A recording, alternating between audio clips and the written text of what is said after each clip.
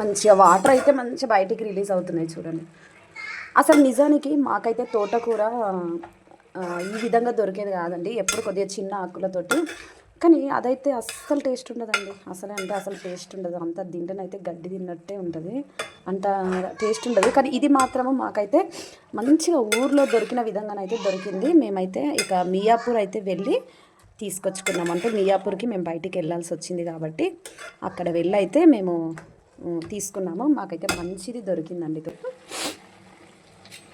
ఇదైతే మంచిగా ఉడికిపోవాలి, వాటర్ మొత్తము వెళ్ళిపోయినప్పుడు మంచి టేస్ట్ అయితే వస్తుంది.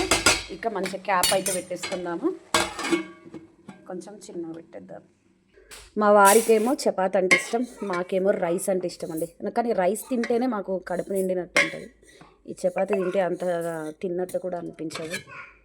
చపాతి మార్నింగ్ టైంలో అంటే కొంచెం టిఫిన్ అంటే ఓకే అండి, మరి లంచ్కి డిన్నర్కి అంటే మాకైతే ఎందుకు రైస్ అయితేనే బాగా ఇష్టం అన్నమాట.